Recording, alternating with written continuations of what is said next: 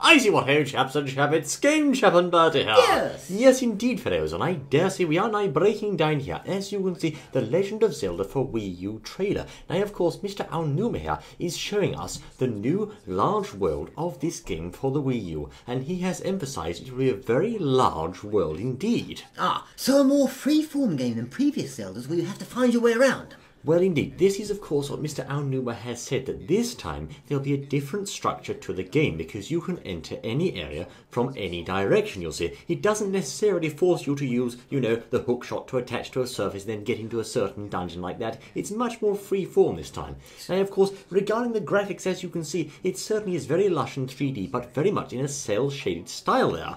Ah yes, now how the fans will respond to that we don't know. It certainly looks good, but it's got that cartoony feel about it.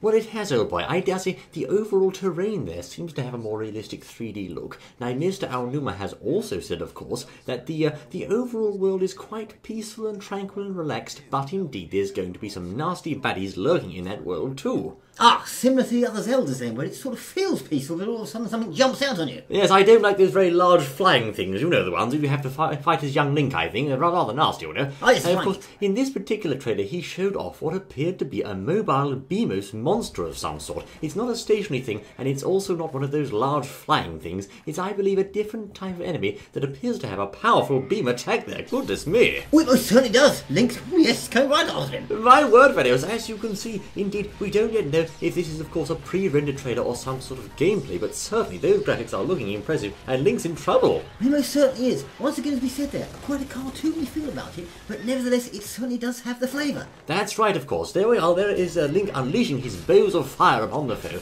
Now, take a good look at Link, as you can see in blue there, and very much with a cel-shaded cartoony style. Yes, indeed, yes. It looks good, I think. I think it does look good, but certainly initially I felt, well, perhaps, it would have been nicer to see a HD Zelda in the style of what we saw of the E3 preview trailer, as you may recall, where Link was walking through the corridors there, the hallways attacking that spider thing. Yes. But the cel-shaded style still works quite well. Now, Link appears to have a special type of bow there, which is not a fairy bow or a bow from his previous games. It's got some sort of special attachment on it. So, of course, one of the natural questions here will be, is this perhaps a follow-on to Skyward Sword? Maybe this is the child of the Link and Zelda from that game, or goodness knows only what it could be, old chap.